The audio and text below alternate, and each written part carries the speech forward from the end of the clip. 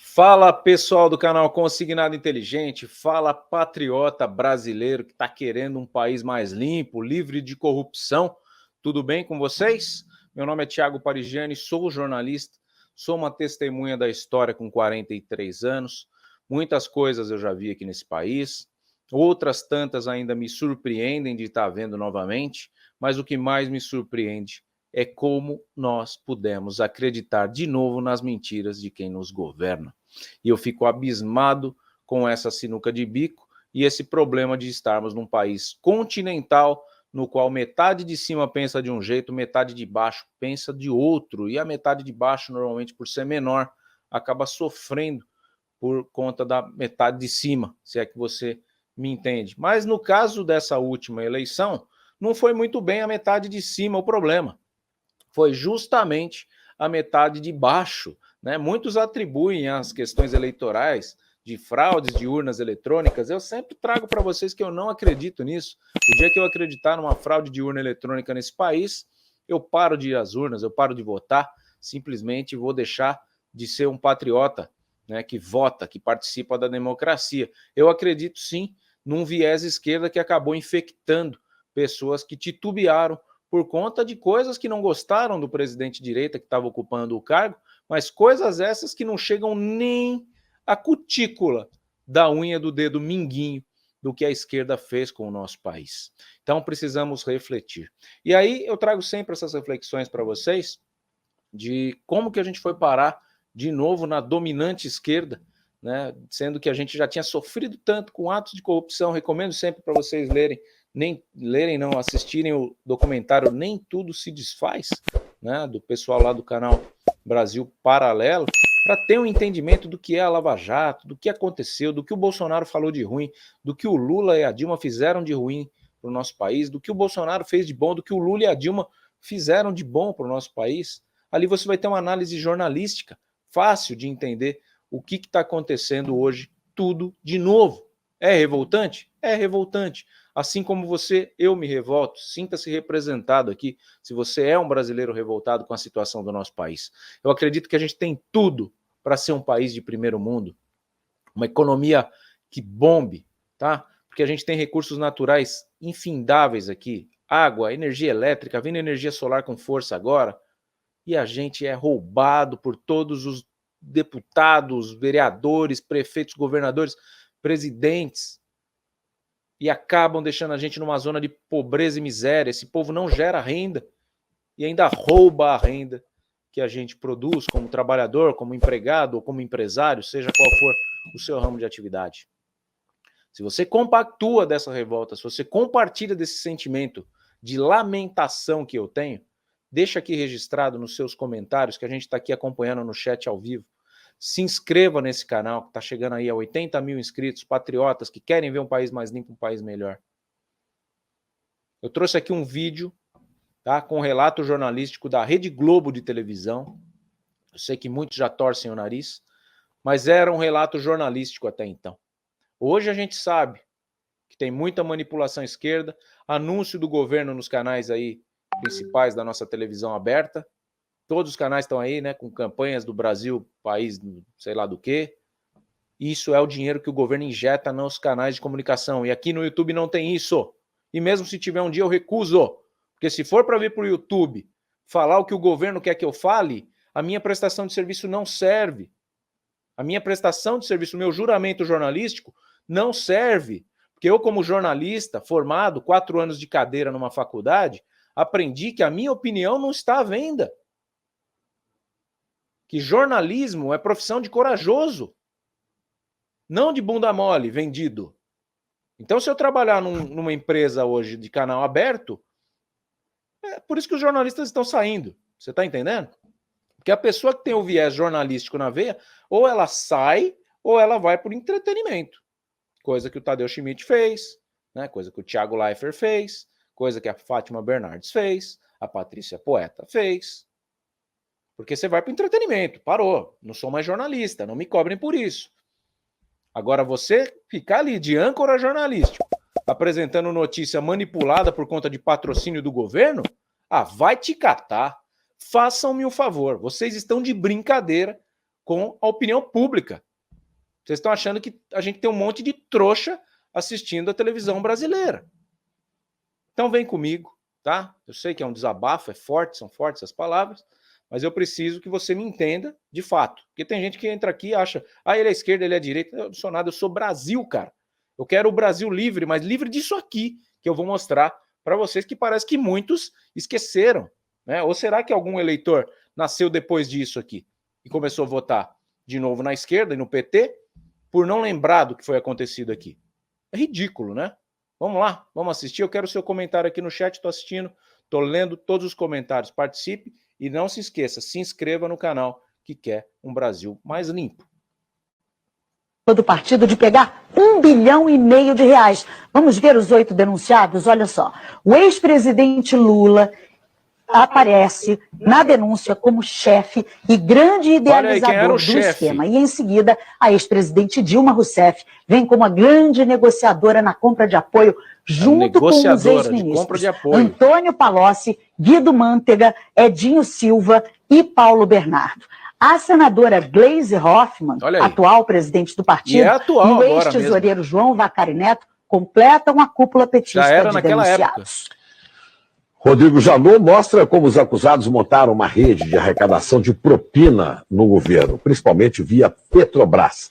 O ex-presidente Lula foi apontado como líder do esquema e, por isso, se condenado, pegaria uma pena maior, não é, Juliana? Chico, a Ana Luísa mostrou aí todos os nomes dessa nova denúncia, né? E para o Procurador-Geral da República, Lula foi o grande idealizador dessa organização criminosa. O Ministério Público somou pagamentos de vantagens indevidas a Lula de R$230 milhões por suposto favorecimento às empresas Odebrecht e OAS. A denúncia analisou o esquema desde 2002. A cúpula do PT cometeu, pelo menos durante 14 anos, crimes contra a administração pública, segundo o Procurador-Geral da República. Na denúncia, ele fala que o esquema envolveu órgãos como Petrobras, BNDES e Ministério do Planejamento, e que o esquema permitiu que os 8 petistas recebessem de propina quase R$1,5 bilhão. O procurador diz que só na Petrobras o prejuízo gerado foi de pelo menos R$29 bilhões. O documento fala que Lula foi um dos responsáveis pela constituição da organização e pelo desenho do sistema de arrecadação de propina, seja porque na qualidade de presidente da República por 8 anos, atuou diretamente na negociação espúria em torno da nomeação de cargos públicos com a intenção de obter de forma indevida o apoio político necessário junto ao PP, Partido Progressista, e ao PMDB, para que seus interesses e do seu grupo político fossem acolhidos no Congresso Nacional. Para um pouquinho. Você já viu esse filme? Está acontecendo de novo. Você não está percebendo, né? Mas está acontecendo de novo. Ele nomeou ministros do partido do Tarcísio, que é o Republicanos. Todo mundo estava preocupado, que falou, nossa, agora ferrou. Os deputados e senadores são tudo direita. E o presidente é esquerda. O país não vai andar, porque o presidente não vai aprovar nada. Na hora que chegar lá na Câmara e no Senado, os nossos representantes da direita vão vetar tudo que ele for tentar fazer de ruim para a venezuelização do nosso país. Para quem não sabe, nesse momento a gente está com o capitão Alberto Neto, né, com o Eduardo Bolsonaro e mais 2 representantes lá na Casa Branca, lá em Washington, falando sobre a possível tentativa de venezuelização, né, do nosso país, porque isso preocupa demais a alta cúpula americana, porque se a gente vira uma Venezuela, o que acontece nos States? O que acontece aqui no Brasil. A Venezuela invadindo o Brasil, os venezuelanos aqui buscando refúgio, emprego, comida, os brasileiros vão tudo para lá. Vão pular o Muro do México, coisa que já acontece aqui, mas vai ser em maior escala. Então, para os Estados Unidos não é interessante esse empobrecimento do povo, esse aprisionamento público nos planos nos sistemas financeiros assistencialistas do governo, para os Estados Unidos é temeroso. E aí, por isso que o companheiro vai lá cumprimentar o Biden na saída, e o Biden já tipo fica meio... Eu sou a esquerda aqui, mas eu sou a esquerda americana. A esquerda brasileira é outra coisa.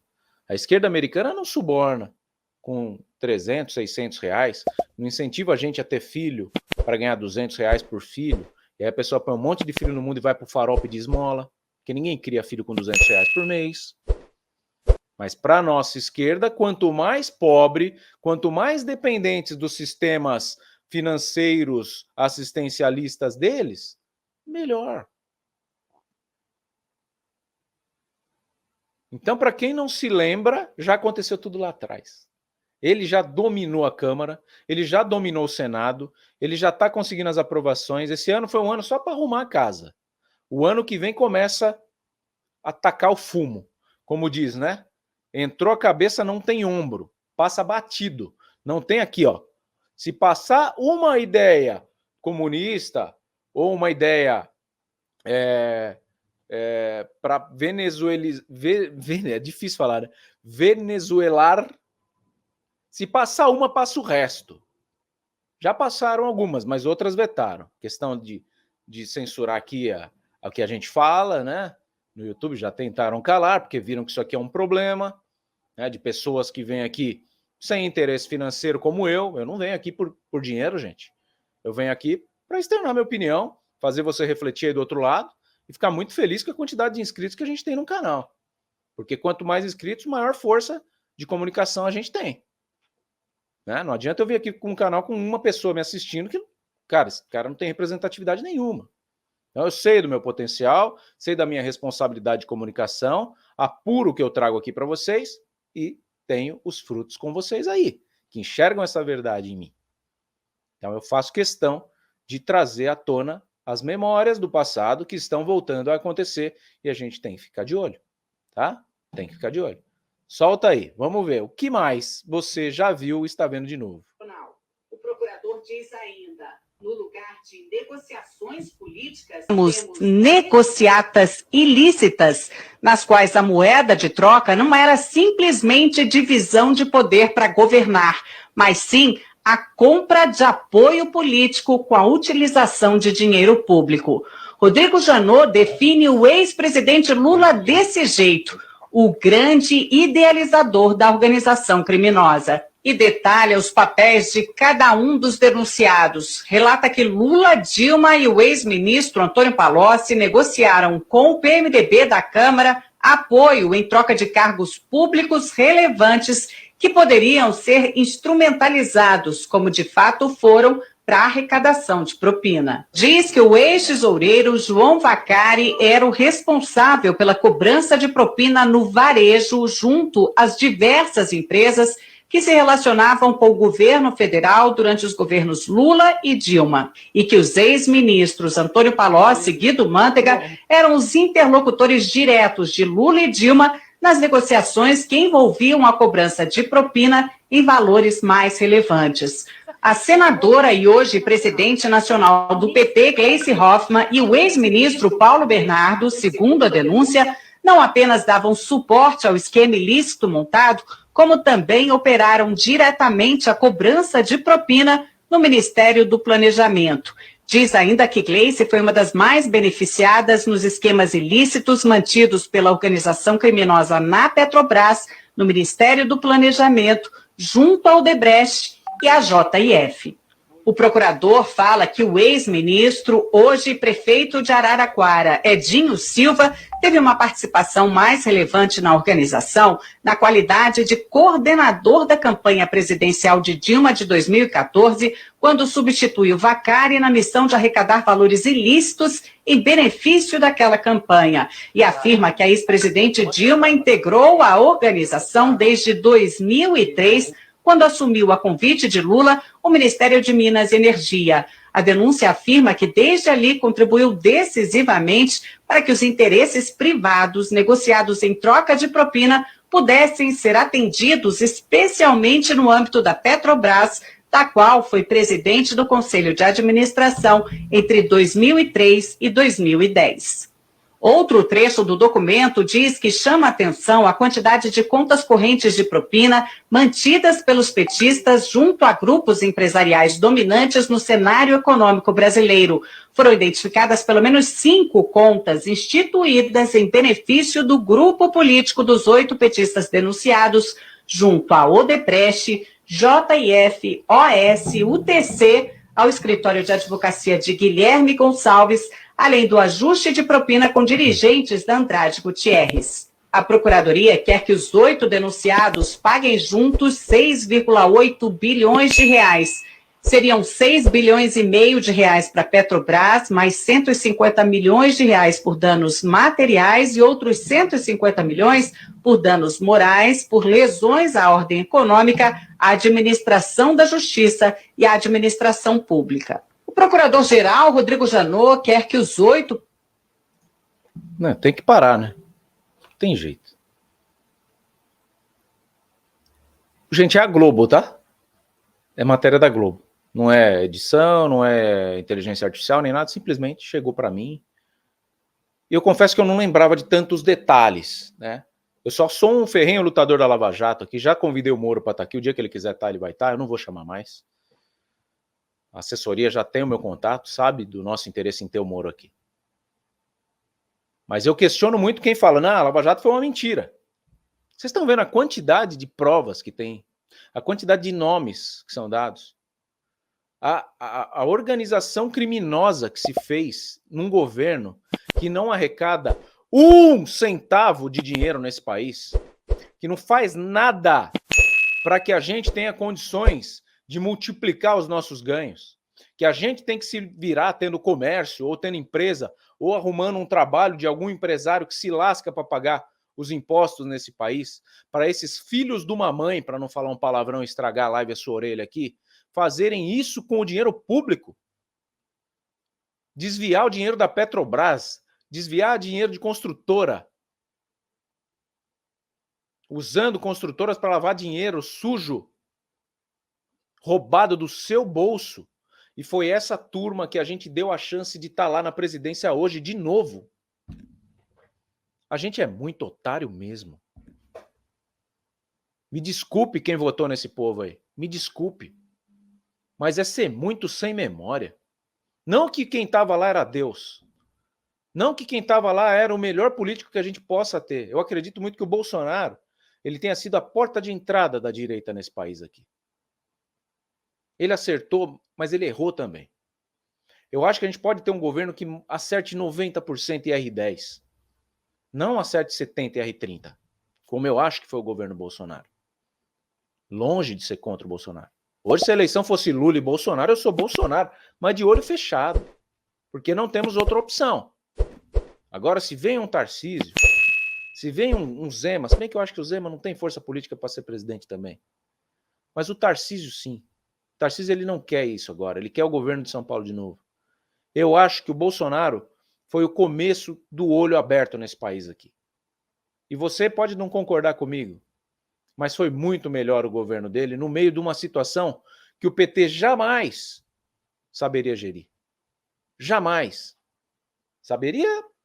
Se sem pandemia fez tudo isso, você imagina com pandemia o que seria? Desvio de grana para vacina, hospitais de campanha superfaturados, como aconteceu aqui, e foram pegos. Gestores do partido, e gestores também que não eram do partido, fizeram. Hospitais de campanha fajuto para pegar verba de orçamento de guerra. Mas eu acredito que a bagunça seria muito pior na mão do governo esquerda.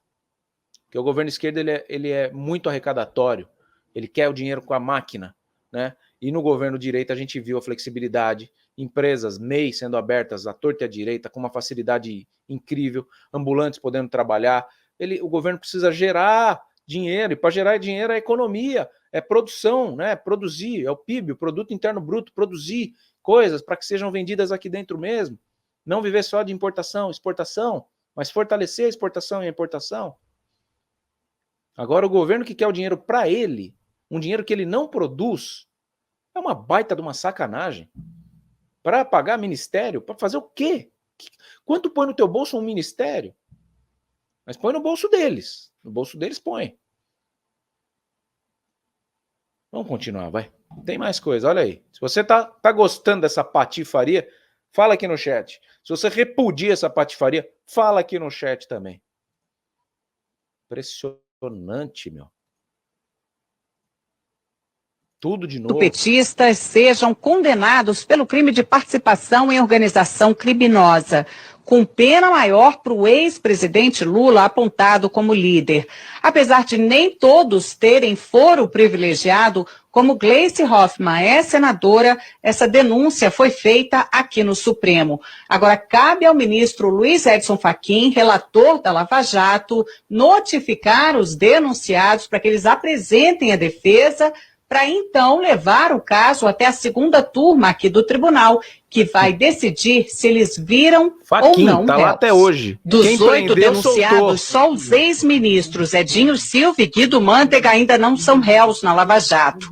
Lula já é réu em 5 ações penais, 3 em Brasília e 2 no Paraná, sendo que em uma delas já foi condenado e recorre em liberdade. No Congresso, petistas não quiseram falar de jeito nenhum sobre a nova denúncia, que acabou repercutindo em outros partidos. O que nós vimos diante da denúncia é que o PT não apenas governou um país, mas uma máquina de corrupção para financiar um projeto de poder. É algo que pode dar em todos nós um certo desânimo, desencanto, mas é também algo que tem que dar alguma esperança de que pelo menos esse tipo de prática está sendo denunciado e os crimes estão sendo apurados.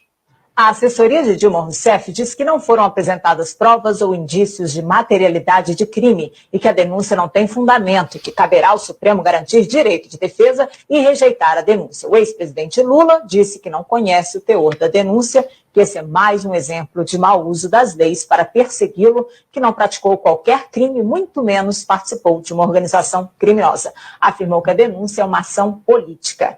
A defesa de Paulo Bernardo afirmou que não teve conhecimento da denúncia. Gleice Hoffmann afirmou que a denúncia não tem qualquer fundamento. A defesa de João Vacari Neto declarou que a denúncia é totalmente improcedente.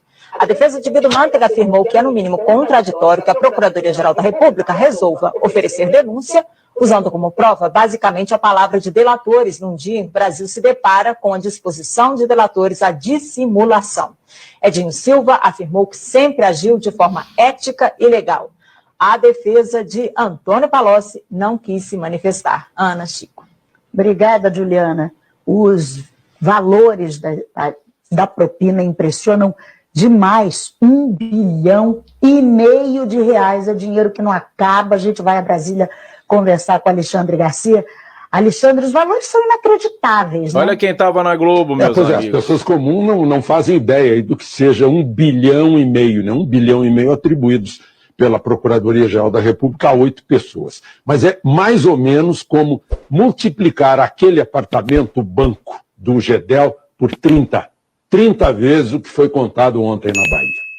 E Janot confessou ter agido por medo e não por coragem, né, ao reagir às novas revelações envolvendo o procurador Marcelo Miller e a JBS, e que parecia atingido por uma flechada de Joesley, mostrou que ainda tem flechas e alvejou ontem, como a gente viu aí, uma parte do esquema petista, né? Desde ex-presidente da República até a presidente do partido.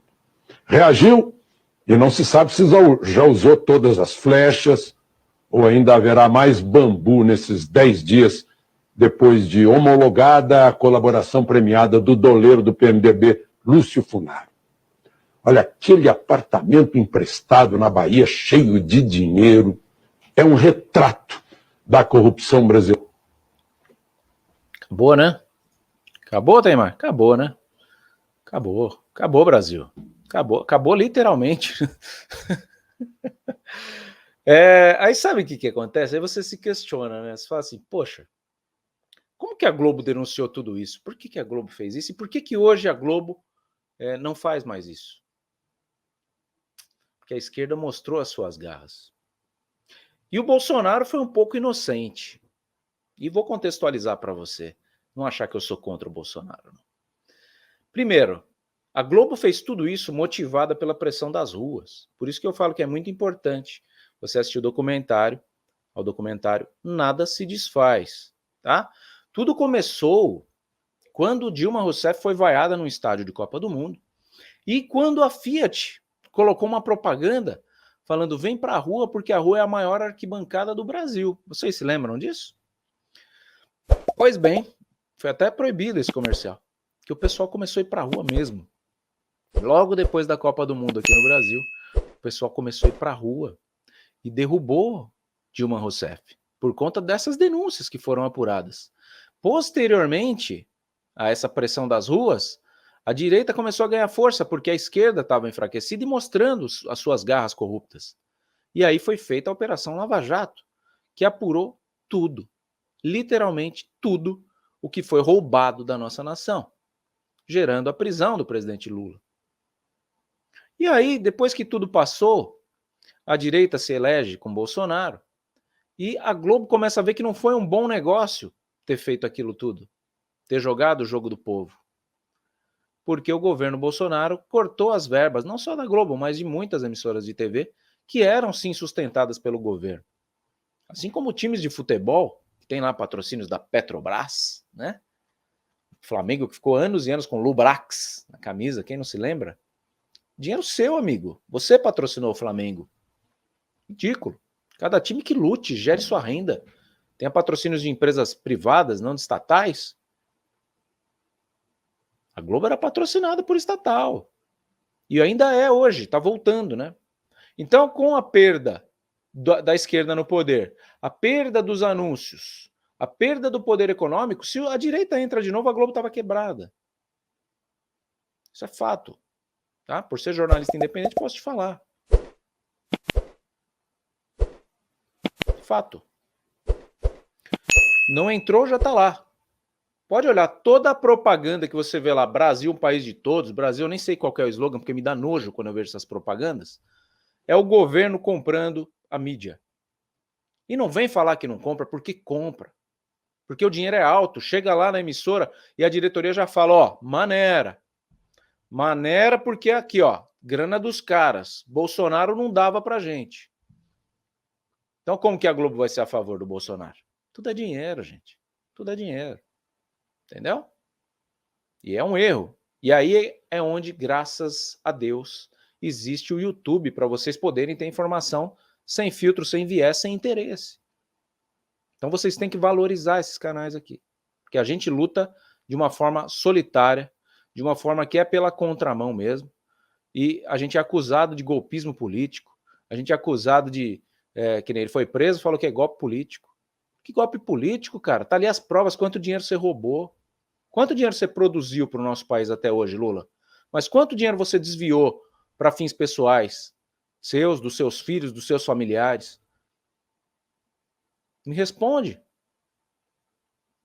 Réu em 5 processos. Julgado em 3 instâncias e condenado em 3 instâncias. Golpe político. E aí você me fala, por que o ministro do STF, o Fachin, que condenou, hoje está com ele de novo ali?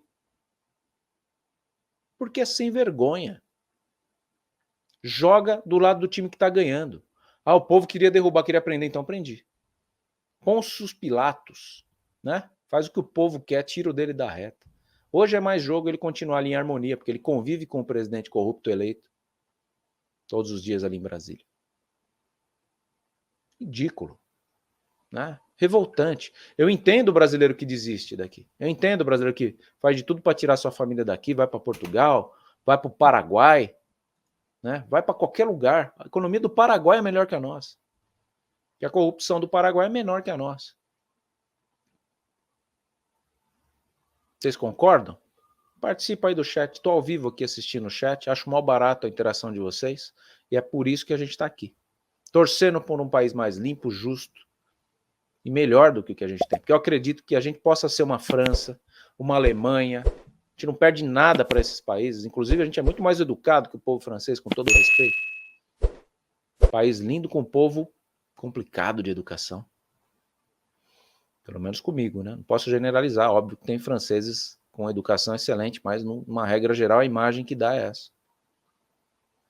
Tá bem? Se você ficou comigo até o final, deixa o seu joinha. Se você chegou agora, fica tranquilo, vai começar tudo de novo.